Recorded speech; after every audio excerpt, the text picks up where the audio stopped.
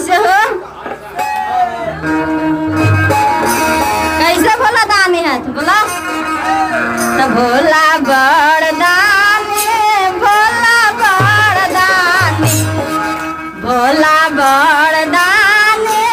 भोला बड़दानी ताने हमारा पदाया दिहन तब जानी ताने हमारा पदाया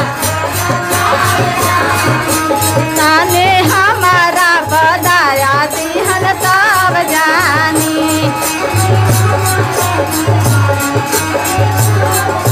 भोला